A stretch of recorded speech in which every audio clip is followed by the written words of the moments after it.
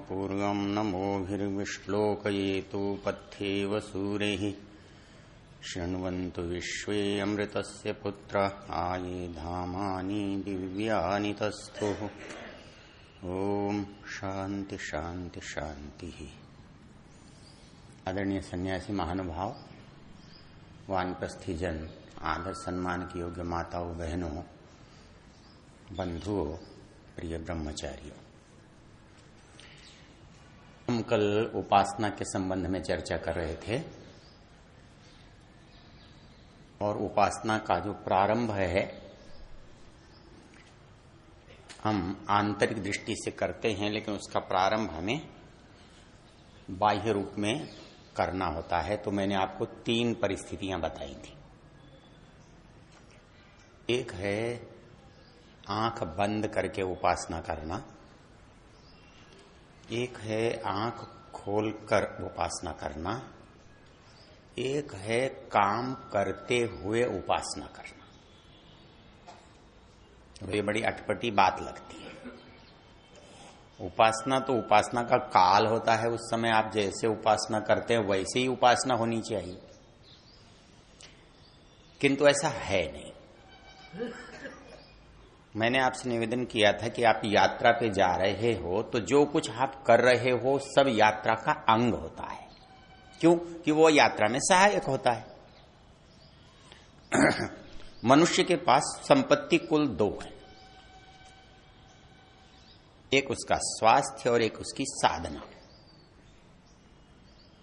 बाकी संपत्ति तो आप कहते हो, लेकिन उनका कुछ आपसे लेना देना नहीं है। जब आप कहीं पैदा होते हो तब आप किसी जमीन के अधिकारी मालिक बनते हो, मर जाते हो तो जमीन वहीं रहती है, मालिक पता नहीं कहां चला जाता है।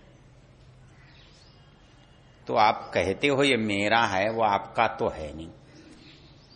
न धन है, न कोई साधन है, न कोई भूमि है, न कोई और तो कोई संबंध भी नहीं है।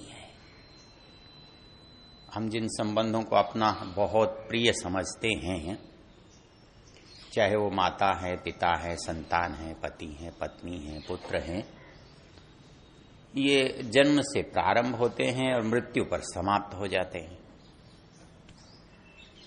तो आप ये नहीं कह सकते कि ये सब कुछ हमारा है, इनसे कुछ मेरापन है। ये आपके सहयोगी हैं, सहायक हैं, आप अपने प्रयोजन के लिए और कुछ आप वो उनके प्रयोजन के लिए एक दूसरे का साथ लेते हैं। और एक दूसरे के सहायक हो नहीं तो कोई किसी का संबंध भी नहीं होता, क्योंकि वो हमारे किसी काम तो आता नहीं जी, उसके पास जाकर क्या करना है।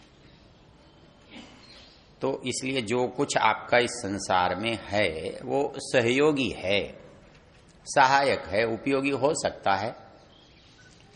आपको अपनी संपत्ति बचानी है तो 2 ही आपकी संपत्ति हैं, आपकी साधना की हुई आपकी अपनी है और आपका सुरक्षित किया हुआ स्वास्थ्य आपका अपना है।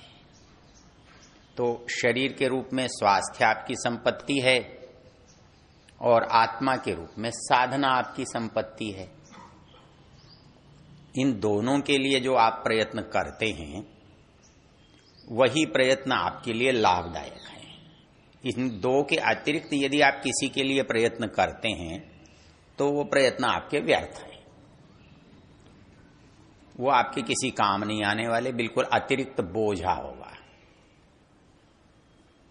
जैसे आप किसी नदी में तैरना चाहते हो, नाव नहीं है तो सामान भी ले जाना चाहते हो और तैरना भी चाहते हो, तो कितना ले जा सकते हो?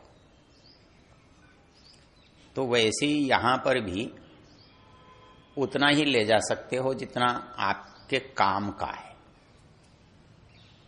जो आपके काम का नहीं है उसे यदि लाद कर चलोगे तो डूबने के अतिरिक्त और तो कोई उपाय है नहीं। इसलिए आप संसार में जब व्यवहार करते हैं तो ऐसा कोई भी समय नहीं होता जिसमें आप उस रास्ते से उल्टे चल सकते हैं। आप एक क्षण के लिए भी शरीर के बारे में न सोचें इसके लिए चरक ने एक बड़ा सुंदर प्रसंग लिखा है। वो कहता है कि दुनिया में इतना कृतज्ञ कोई नहीं है जितना ये शरीर है। ये लिखा है, दुनिया में इतना कृतज्ञ कोई दूसरा नहीं है जितना ये शरीर है। बोले इसकी आप कितने ही दिन सेवा करो, लेकिन एक गलती आपने की तो उसका दंड तुरंत दे देता है। बहुत संभल के चल रहे थे, वर्षों तक आप देख देख कर फूंक कर कदम रख रहे थे। एक दिन आपसे भूल हो गई और आप फिसल गए, तो हड्डियां टूट गई। तो शरीर ये नहीं सोचता कि इसने 70 साल तक तेरी सेवा की है, थोड़ा सा इसका तू ख्याल रख ले। तो इसलिए एक क्षण भी आपका आपसे असावधानी में गया तो आप गए। ये बात दोनों जगह लगती है। तो मैं आपसे कह ये रहा था कि साधना जो है वो सभी स्तरों पर होती है। ये नहीं होता कि हम जब कोई काम कर रहे हैं तब हम साधना नहीं कर रहे हैं। तो जब हम आंख बंद के साधना करते हैं तो अकेले करते हैं, और उस समय हमारे और भगवान के बीच में दूसरा कोई नहीं होता। ये हमारे उपासना का सबसे तीव्र गति का या तीव्र बल का काम है। अर्थात हम संपूर्णता के साथ उस कार्य में लगे हुए हैं। और इसके लिए मैं आपको प्रमाण मांगोगे तो दूंगा कि जहां वो ये कहता है योग दर्शनकार कि आपको ईश्वर प्रणिधान से समाधि की सिद्धि होती है, वहां एक सूत्र वो लिखता है तीव्र संवेगानाम आसन्न। अर्थात जिसके संवेग, जिसका वैराग्य जितना तीव्र होगा उसकी समाधि उतनी जल्दी लगेगी। इसका मतलब जल्दी से, धीरे से, बहुत धीरे से का अवसर तो है। तो इसलिए आप ये नहीं कह सकते कि आंख बंद करके जब आप समाधि कर रहे हैं तभी भगवान आपके साथ है और दूसरी परिस्थितियों में आपके साथ नहीं है। भगवान जब 24 घंटे और सब जगह साथ है तो वो परिस्थिति हमारी भी 24 घंटे और सब जगह की होनी चाहिए। ये थोड़ी हो सकता है कि मंदिर में जाएंगे उस दिन तो तेरा साथ है और बाहर आएगा तो हम तुझे पहचानेंगे ही नहीं। आप अपने किसी पहचान वाले के साथ ऐसा कर सकते हो कि दफ्तर में तो मिल रहे थे, बड़े गले मिले, बड़े काम किए, बड़ी फाइल ली दी, बाहर आए तो पहचानते नहीं है। वो कहेगा यह कैसा आदमी है। वहां तो ऐसे मिल रहा था जैसे इसका सगा कोई नहीं है, और बाहर ऐसे दिखाता है जैसे ये पहचानता नहीं है। तो भगवान के साथ ऐसा चलेगा कि जब हम साधना में बैठेंगे तो तू ही मेरा सब कुछ है, त्वमेव, हाँ क्या कहने। और माँ बाप को भी फिर कहेगा, रास्ते में मिलेंगे तो कहेंगे तुम मेरे माँ बाप नहीं हो, घर में थे। घर में तो तुम मेरे माँ बाप थे, घर में तुम मेरे भाई बहन थे, और घर से बाहर निकले तो तुम मेरे नहीं हो, पहचानूंगा नहीं कि तुम कौन हो। तो माँ बाप और भाई बहन का संबंध बनेगा। तो ये यहां कैसे लागू हो सकता है कि मैं उपासना में तो आपको याद करूंगा, माता पिता बताऊंगा, सखा बताऊंगा, अनन्य भक्त अपने को बताऊंगा, और दुनिया में आते ही मैं भूल जाऊंगा कि आप हैं कौन, मेरा आपका लेना देना क्या है। इसीलिए हमारे लोग धर्म को, ईश्वर को, साधना को अलग रखते हैं, दुनियादारी को अलग रखते हैं। कहते हैं दुनियादारी तो कैसे भी करनी पड़ती है। एक बार बिड़ला जी ने विनोबा भावे से कहा, बोले सारे लोग मेरे घर आए, मेरा आतिथ्य लिया, आते रहते हैं, एक तुम ऐसे हो कि तुम कभी मेरे घर नहीं आए। तो उन्होंने कहा, बिड़ला तू अपने साबुन में जिस दिन चर्बी मिलानी छोड़ देगा ना, उस दिन मैं तेरे घर आ जाऊंगा। अब बिड़ला जी तो वो हैं जिनके देश भर में मंदिर हैं, दुनिया में भी हैं, और इतनी बड़ी मूर्खता है कि मंदिर भगवान का है, नाम कमाल है। तो विनोबा भावे ने उत्तर दिया, बिड़ला मैं तेरे घर आ जाऊंगा उस दिन जिस दिन ऐसा करेगा। तो बिरला क्या कहता है, बोले महाराज धर्म को धंधे से मत मिलाओ। धर्म अलग चीज है, धंधा अलग चीज है। धर्म में हम मंदिर बनाते हैं, पूजा करते हैं, कथा कराते हैं, साधु संतों की सेवा करते हैं, दान पुण्य करते हैं, ये सब धर्म है। लेकिन जब दुकान पर बैठते हैं तो वहां धर्म बदल जाता है। वहां तो फिर जो हमारे जेब में आता है वही धर्म होता है, जो जाता है उसको धर्म थोड़ा ही कहते हैं। तो यदि ऐसा हम भी माने और करें तो फिर वही तो बात हो जाएगी कि मौके पर तो आप अपना बहुत निकट का बताते हो और अवसर आता है तो भूल जाते हो। ऐसे व्यक्ति को तो दुनिया में भी अब अच्छा नहीं समझते, और ऐसा करने वाले को भगवान कैसे अच्छा समझता होगा। लेकिन आप तो कहते हैं कि हम सवेरे 1 घंटा उपासना करके उसे अपने वश में तो कर ही लेंगे, तो बाकी 23 घंटे उसके विरोध में जाएंगे तो फिर वो कहेगा कि कितने अच्छे लोग हैं, ये 1 घंटा तो मेरी सेवा करते ही हैं। ये नहीं चलेगा। वो आपके साथ 24 घंटे है तो आपको भी उसके साथ 24 घंटे होना पड़ेगा। आपको उसकी उपस्थिति का भान होना चाहिए और उसे आपकी उपस्थिति का भान है। तो आप तो भूल भी जाओगे तो वो तो अपना जो करना है वो करता है, लेकिन हम क्यों भूल जाते हैं कि हम ये भूल जाते हैं वो है, तो हम वो करते हैं जो नहीं करना चाहिए। अब जो करना चाहिए, जो उसका प्रिय है, जो उसका नियम है, वही तो साधना है। और है क्या साधना? और तो कुछ भी नहीं है। भाई आप भोजन के लिए बैठे हैं, वैसे तो देखो व्यक्ति भोजन करके आया होता है, आपके घर आ गया संयोग से, किसी काम से, समय भोजन का था, भोजन पर बैठे थे, आप इतने सज्जन हैं कि आपने उसे पूछा नहीं, खाना तो उसे भी नहीं है, लेकिन वो मन में क्या सोचेगा, बड़ा बदतमीज आदमी है, मैं कौन सा खा रहा था, पूछ लेता तो क्या आज हो जाता। तो अब पूछ लेना और नहीं पूछ लेना, इसमें ईश्वर को क्या स्वीकार है? खिलाना या नहीं खिलाना, इसमें क्या स्वीकार है?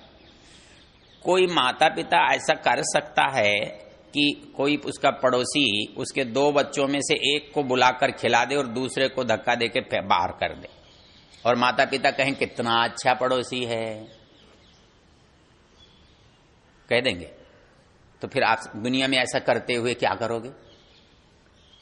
तब आपको कौन सा लाभ मिलने वाला है? तो इसलिए ये सोचना, तो इसको समझने के लिए मैं आपसे बांट लेता हूं इस चीज को कि जब मैं अकेले होता हूं तो मेरी उपासना आंख बंद करके होती है। अच्छा एक बात सोच के देखो, जो हम बैठे हैं ये उपासना नहीं है, आप सुन रहे हो ये उपासना नहीं है, या मैं प्रवचन कर रहा हूं ये उपासना नहीं है। दोनों में से क्या उपासना नहीं है? है उपासना। अंतर इतना है, ये आंख बंद करके नहीं है, आंख खोल के है। चर्चा किसकी है? उसी की है। आंख बंद करके किसकी करते हो? उसी की करते हो। जब आंख बंद करके उसकी चर्चा करना उपासना है, तो आंख खोलकर चर्चा करना उपासना नहीं है। चर्चा तो जिसकी है उसकी है, उपासना तो चर्चा है। वो आंख बंद के कर रहा है, लेट करके कर रहा है, वो अलग चीज है। तो इसलिए मैं जब पढ़ता हूं ईश्वर के बारे में तो उपासना करता हूं, मैं ईश्वर के बारे में बात करता हूं तो उपासना करता हूं, मैं ईश्वर के बारे में प्रवचन करता हूं तो उपासना करता हूं, मैं ईश्वर के बारे में सुनता हूं तो उपासना करता हूं। और ऋषि दयानंद इस हवन को क्या कहते हैं? ये उपासना का अंग है कि नहीं है? भाई मंत्र क्यों पढ़ते हैं? परमेश्वर की उपासना के लिए पढ़ते हैं। तो ये हवन जो कर रहे हो ये भी क्या है? उपासना है। लेकिन ये सारी उपासना कैसी है? आंख खोल कर रहे हो। करो, उसी की चर्चा रहे हो। अब समाज में जब काम करते हो तो उसकी चर्चा तो आप उस तरह से नहीं कर सकते जैसे आप संध्या में करोगे या हवन में करोगे। तब कैसे करोगे? चर्चा तो तब भी करनी पड़ेगी। तो तब चर्चा इतनी ही करनी है कि उसकी उपस्थिति में जो आप कर सकते हो वो करो। आप वो करते हो जो उसकी अनुपस्थिति में कर सकते हो, और इसलिए वो सब करते हो। आदमी को यदि ये पता लग जाए कि आज कोई देखने वाला नहीं है, आज आचार्य जी छुट्टी पर हैं, बस आनंद आ जाता है। घर में माता पिता नहीं है, क्या कुछ भी करो, कुछ भी बनाओ, कुछ भी खिलाओ, कुछ भी खाओ, कभी भी करो, जितना धमा चौकड़ी कर सकते हैं सारी करो। आकर वो पूछेंगे ये क्या किया? कुछ नहीं किया, आप नहीं थे उसका परिणाम है। तो हम जो कुछ संसार में कर रहे हैं वो क्या कर रहे हैं ये समझ के कर रहे हैं, उसको मंदिर में छोड़ के आए, इसलिए ऐसा कर रहे हैं। और कहीं वो मंदिर में नहीं छोड़कर आए होते, उंगली पकड़ के साथ चल रहे होते तो ऐसा करते? तो वो क्या परिस्थिति है?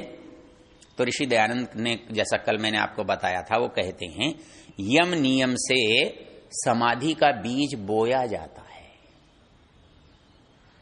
आप जिस भी काम को कर रहे हैं वो ईश्वर के साक्षी में कर रहे हैं। जैसे सूर्य के प्रकाश में करने वाला काम और अंधकार में करने वाले काम में अंतर होता है। ज्ञान पूर्वक किए काम और अज्ञान पूर्वक किए काम में अंतर होता है। तो जब सूर्य के प्रकाश में काम करते हैं तो डरते हैं, और वो भला आदमी तो हमारे दिल के अंधकार को भी प्रकाशित किए हुए बैठा है, आप वहां कैसे बच जाओगे? आप बाहर के प्रकाश को तो ये समझते हो कि देख लेगा। अब भगवान बड़ा समझदार है, उसने हमको एक योग्यता दी है कि मैं मन में क्या सोच रहा हूं वो आपको पता नहीं है, नहीं तो बड़ा संकट हो जाएगा। आचार्य रजनीश ने एक जगह लिखा कि बोले एक प्रोफेसर को एक शक्ति प्राप्त थी, वो दूसरे के मन को समझ लेता था। तो ये सोचता था मेरे बच्चे जो हैं बड़ा अच्छा पढ़ रहे हैं। तो एक दिन उसका ध्यान गया तो उसने देखा कि ये जो लड़की बहुत ध्यान से सुन रही है, ये मन में ये सोच रही है ये प्रोफेसर जो है 2 इंच लंबा होता तो कितना अच्छा लगता है। और वो जो पीछे बैठा था बड़े ध्यान से सुन रहा था, वो ये सोच रहा था ये प्रोफेसर क्यों बकवास किए जा रहा है, यह क्लास छोड़ क्यों नहीं देता है। लेकिन सारे बैठे हैं, पढ़ा भी रहे हैं, पढ़ भी रहे हैं। तो ये संसार में तो उसने अच्छा किया कि हमारी लड़ाई होने से बचा दिया, नहीं तो हर एक से लड़ाई हो जाती। पता नहीं देखते आदमी देखता है, हाँ आइए आइए आइए आइए, बड़ा अच्छा किया, बड़ा अच्छा किया। मन में सोचता है पता नहीं कहां से आ गया, अभी तो कहीं जाना था और ये आकर खड़ा हो गया। लेकिन सारे काम चल, नहीं आप आ गए, अब कहां जाना है, कहीं नहीं जाना, आइए आइए बैठिए। और हमको भी लगता है बड़ा अच्छा प्रेम कर रहा है। लेकिन ईश्वर ऐसा कर सकते क्या ईश्वर के साथ? क्यों? ये तो बाहर हैं, हमारे अंदर नहीं है ना, उनको कुछ पता नहीं है हमारे अंदर का। लेकिन ईश्वर को तो हमारे अंदर का भी और बाहर का भी पता है। तो ये बताओ उसके साथ ऐसा आचरण कैसे चलेगा? तो उसके साथ ये आचरण नहीं, बस इतना समझ लेना। अच्छा, कल की कसर निकाल रहा है।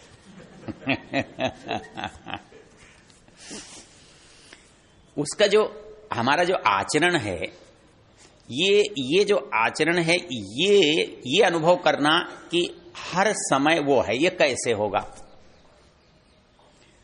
अब ये मंदिर में मानने से तो नहीं होगा। यदि आपने मंदिर में माना, मस्जिद में, गिरजाघर में कहीं भी माना, तो ये नियम लगेगा क्या? नहीं लगेगा। तो नहीं लगेगा तो स्वामी जी महाराज क्या कहते हैं कि आप उसको कैसे करेंगे कि वो आपको ये पता लगे कि वो है। तो इस मंत्र में जो एक बात कही है जो अंतिम है, परिष्टुति, मही परिष्टुति। ऐसा एक समझने की बात है, यदि कोई है तो आप उसे भूलते नहीं हो, ठीक है, भूलते नहीं हो तो मौके मौके पर उसे बुलाते भी तो हो, पुकारते भी तो हो, उससे बात भी तो करते हो, तभी तो पता लगता है कि वो है। हम दो कहीं जा रहे हैं और पूरी यात्रा में बोले ही नहीं, तो फिर क्या हुआ? ये तो कोई जाना नहीं हुआ, ये तो कोई साथ नहीं हुआ। आप परिवार के साथ जा रहे हैं तो हंसते बोलते जाते हैं, आप मित्रों के साथ जा रहे हैं तो बात करते जा रहे हैं, आप सहज स्वभाव के व्यक्ति हैं तो सहयात्री से भी संवाद करते जाते हैं। तो आप वो कहते हैं कि और कुछ नहीं करना। क्या करना? बस जब भी कुछ कर रहे हो तो भगवान के साथ संवाद करते चलो, वो भी आपको कुछ न कुछ बताता है। इसमें ये मूर्ति पूजा में और हमारी संध्या में अंतर क्या है? ज्यादा कुछ भी नहीं है। मूर्ति पूजा मोनो एक्टिंग है, एक अभिनय, एकल अभिनय, क्योंकि वहां जो कुछ करता है वो कौन है? भक्त है। मूर्ति करती है क्या? कुछ नहीं करती। वो रोता है तो वो रोता है, हाथ जोड़ता है तो वो जोड़ता है, प्रार्थना करता है तो वो करता है, न वो पलक झपकाता न हाथ उठाता। तो ये सारा काम एकाभिनय है। संध्या में क्या अंतर है? संवाद है। वो भी चेतन है, मैं भी चेतन। तो दो चेतन मिलेंगे तो क्या करेंगे?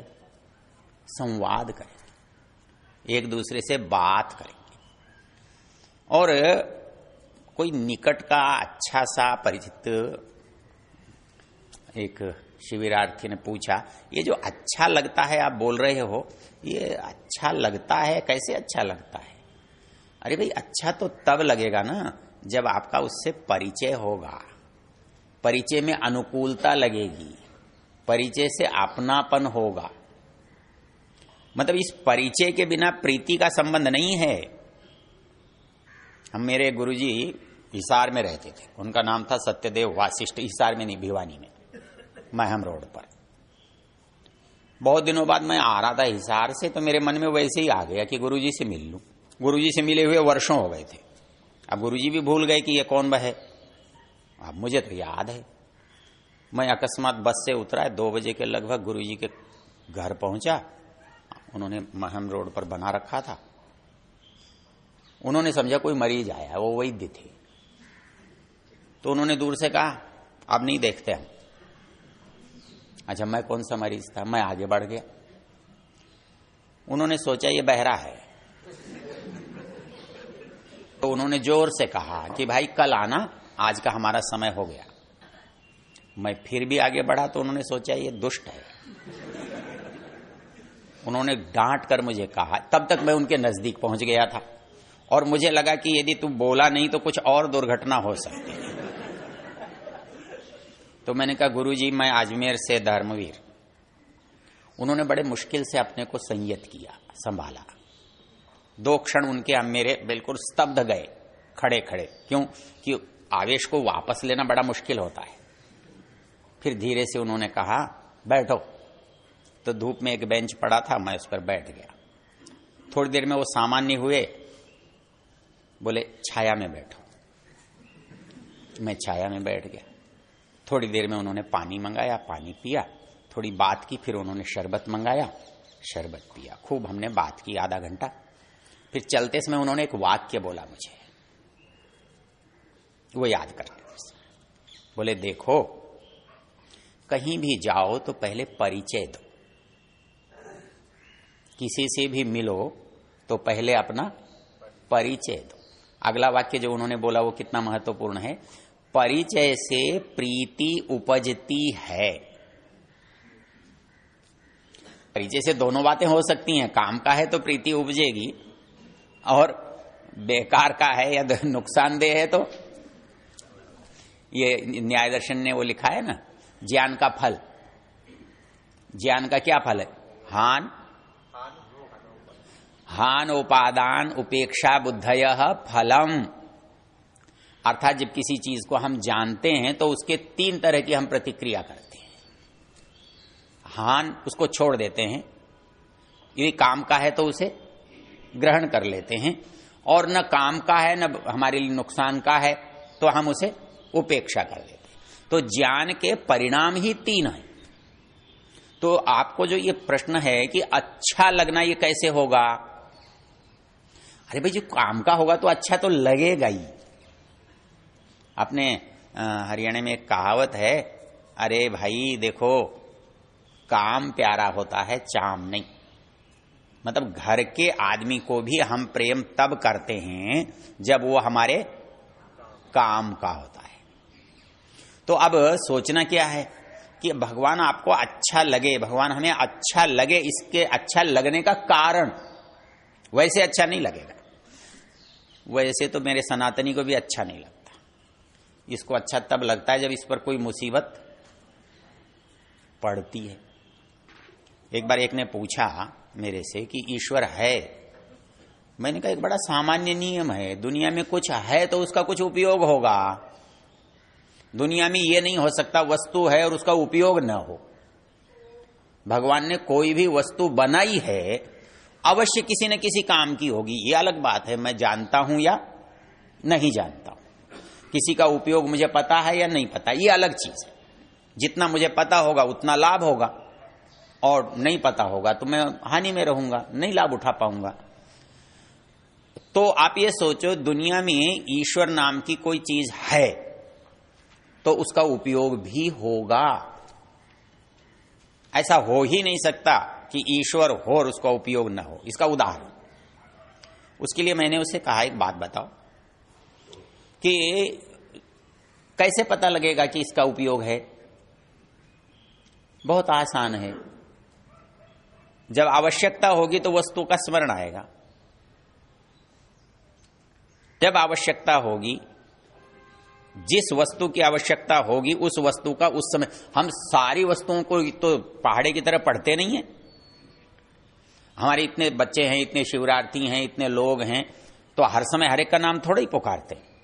लेकिन यदि कोई काम आया तो तुरंत बुला लेंगे, भाई तुम आओ शक्तिनंद, तुम आओ रविशंकर। ये जब जरूरत होती है तब याद आता है। तो आप सोच कर देखो कि भगवान को आप कब याद करते हो।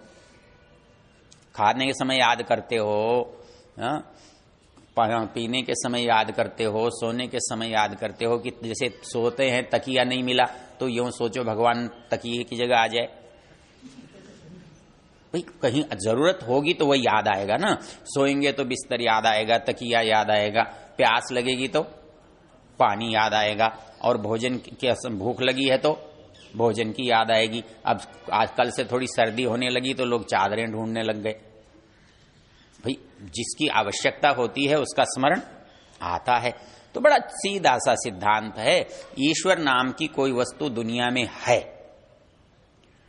तो वो किसी समस्या का समाधान होगा, किसी रोग की दवा होगी, किसी जरूरत का काम होगा।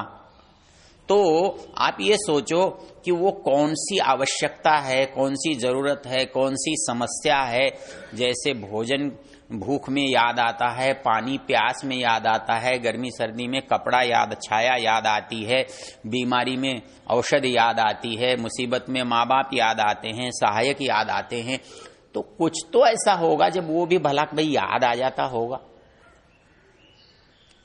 तो आप सोचकर देखो कब याद आता है। आदमी प्रसन्न होता है तब तो याद नहीं आता। एक सज्जन कहने लगे, बड़े जी वो बड़ा अच्छा दोहा लिखा है, सुख में सिमरन सब करें, दुख में करे न कोय, सुख में सुमरन करें तो। मैंने कहा दोहा गलत है। जब भूख नहीं है कोई भोजन करता है? बच्चा ही नहीं करता। यदि पेट भरा हो तो मां चिल्लाती रहती है, बच्चा भाग जाता है। और वही बच्चा जब भूखा होता है ना तो मां कहीं गई हुई है तो हाय हाय करके चिल्लाता है, पुकारता है, उसके पीछे जाता है। तो वैसे ही यदि भूख नहीं हो तो भोजन की न याद आती है न आवश्यकता होती है। तो अब आप चाहते हो ईश्वर को याद करना और चाहते हो सुख में, तो गलत है। जो आदमी दुनिया में सुख चाहता हो और यूं कहे कि मैं ईश्वर को याद करूंगा और सुखी हूं, नहीं होगा, ऐसा होगा ही नहीं। क्योंकि वस्तु आवश्यकता के समय याद आनी है, वो आवश्यकता सुख में है नहीं। तो आप कैसे याद करोगे? सोच कर देखो कि आप भगवान को कब याद करते हो। तो बीमारी होती है, पहले तो अपनी दवा करते हैं, हाँ, फिर घर के लोग जो अपने साथी लोग हैं वो दवा करते हैं, फिर वैद्य जी को पकड़ते हैं, हाँ, फिर वैद्य जी से नहीं संभलता तो हॉस्पिटल चिकित्सालय जाते हैं, फिर विशेष डॉक्टर के पास जाते हैं, फिर यहाँ दिल्ली जयपुर पता नहीं कहाँ कहाँ जाते हैं, और जब कहीं भी गुजारा नहीं होता तो फिर क्या करते हैं? इसके लिए अपने यहां पंक्ति है, औषधम जाह्नवी तोयम वैद्यो नारायणो हरि। अंत में क्या होता है? औषधम जाह्नवी तोयम, जाह्नवी गंगा। बोले अंत में क्या करते हैं? बोले गंगा जल पिलाओ, भगवान का नाम करो, और क्या है। तो भगवान वैद्य है और गंगा जल औषध है, ये अंतिम परिस्थिति है। तो इसका अभिप्राय क्या हुआ कि जो अंतिम परिस्थिति है वहां बैठा है। जब आपके पास दुनिया में जो कुछ नहीं बचे, कुछ भी नहीं बचे, तब कहते हैं हाय भगवान। उससे पहले जब तक थोड़ा भी सामर्थ्य 10 पैसे है ना गांठ में, तो आदमी की आकड़ जाती नहीं है। आदमी की आकड़ जाती तब है ना जिसके अंदर चाहे बल शरीर का हो या धन का हो या संबंध का हो, तब तक तो अकड़ रहती है। और ये बल जिसके भी जहां के भी खत्म हो गए ना, वही झुक जाता है। शरीर का हो जाए तो ऐसे हो जाता है, धन का हो जाए तो ऐसे हो जाता है, हाँ? संबंध का हो जाता है, भाई साहब भाई साहब भाई साहब करता रहता है, वो गिनता कुछ नहीं। तो आप ये समझो कि आपके अंदर अपना कुछ है, तब तक वो आपके पास नहीं आता, वो आपको जाने देता, जा जो तेरी इच्छा हो सो कर। लेकिन जब आप कहते हो अब तो मेरा इस दुनिया में कोई नहीं है, तो कहता है फिर भले आदमी इतना क्यों परेशान हो रहा है, आजा। हाँ, जिसका कोई नहीं उसका मैं हूं, दुनिया में जिसका कोई नहीं उसका मैं हूं। जब तक दुनिया में कोई भी आपका है तब तक भगवान आपका नहीं है। भगवान आपका केवल तब हो सकता है जब दुनिया में कोई आपका न हो।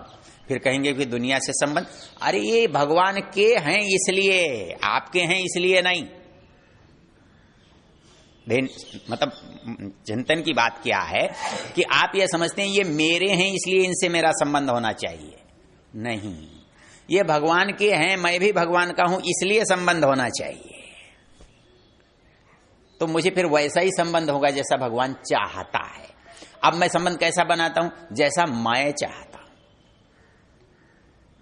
जैसा मुझे चाहिए वैसा बनाता हूं। लेकिन यदि मैं ये सोचूं कि ये भी ईश्वर के हैं और मैं भी ईश्वर का हूं, तो मेरा संबंध कैसा होगा? जैसा होना चाहिए, जैसा वो चाहता है, वो चाहता है मुझे वो करना होगा। तो इस दृष्टि से जब हम सोचते हैं कि ईश्वर है, तो यदि दुख में किसी को ईश्वर की याद नहीं आती हो तो कोई बात नहीं है। और यदि दुख में याद आती ही है और उसके बिना और किसी की याद नहीं आती, तो इसका सीधा सा अर्थ है दुख की कौन दवा है? भाई जिस रोग में जिसकी याद आ जाए वो उसकी दवा है। तो दवा, अब आपके एक छोटी सी बात का उत्तर देके बात खत्म करेंगे। क्या आप कहते हो कि फिर सुख में तो याद नहीं करना चाहिए? हाँ, बिल्कुल नहीं करना नहीं चाहिए, आएगा ही नहीं, वो उसका कारण ही नहीं है। और ये कोई मैं थोड़ी कह रहा हूं, ये तो पतंजलि जी कह रहे हैं। योग दर्शन में कौन सा सूत्र है बोलो?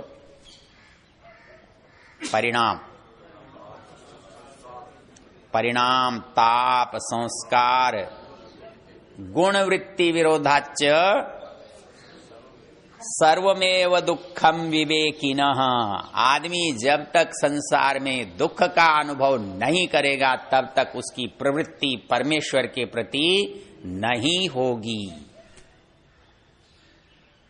विवेकी कब जाता है उधर? सर्वमेव दुखम, इस दुनिया में सब कुछ दुख है, दुख के अतिरिक्त कुछ नहीं है।